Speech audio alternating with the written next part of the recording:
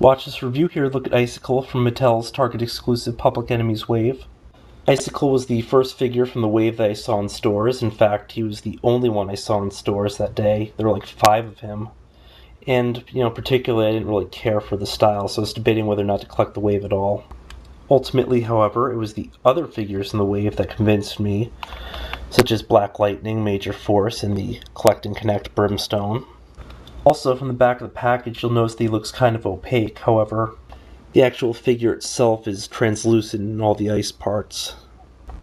Icicle comes with the left leg of Brimstone, in addition to a figure stand. And, just like that, Brimstone is officially complete. You can expect a review in the sky pretty soon if I haven't already jumped the gun and uploaded it. As I may have mentioned with some of the other Public Enemy Wave figure reviews, the joints in these just seem to loosen up really quickly.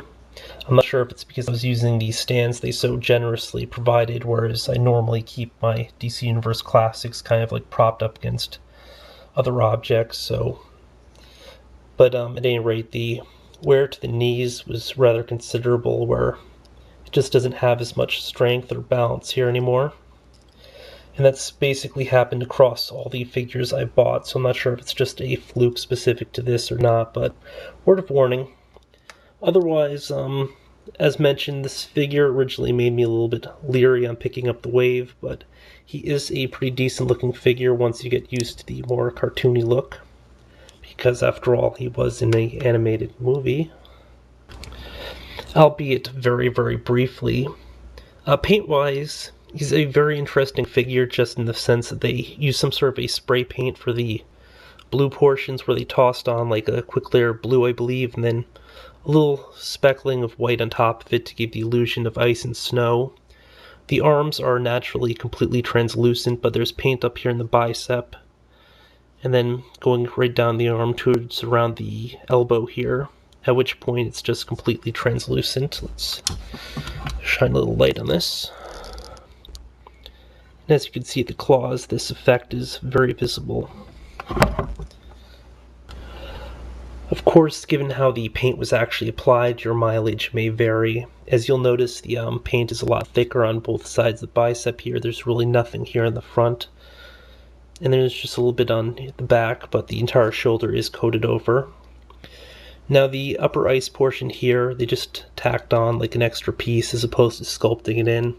I guess it was probably cheaper for them that way, but it gives it a really stupid separated look, although at the same time, I guess you kind of want that just for the whole sort of frosted over appearance.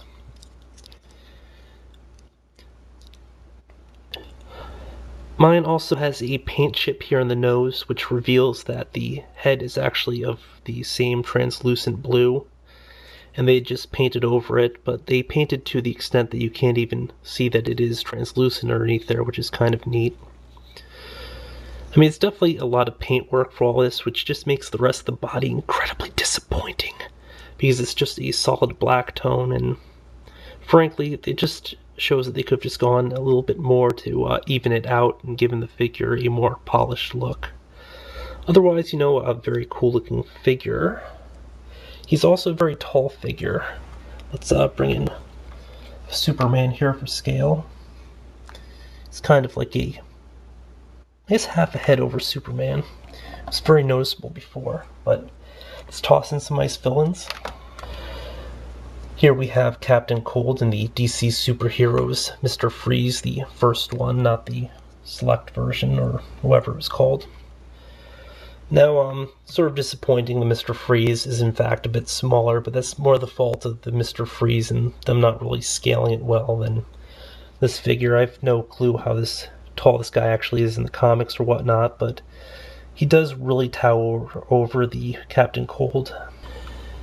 And again, unfortunately, just the fact that the Public Enemies wave does have a way more cartoony look for some of the characters, they just don't seem to fit in with the normal DC Universe Classics line, because it just looks a little bit off. There's just not enough detail to the character, as you'd see with the other ones, or even paint-wise in some cases. Otherwise, Icicle is a okay figure in his own right. I mean, clearly they could have done a little bit extra to just give him a more balanced look and some room for improvement, but I don't know. The bigger problem with the whole Public Enemies wave was just the whole choices here with which characters got the figure treatment.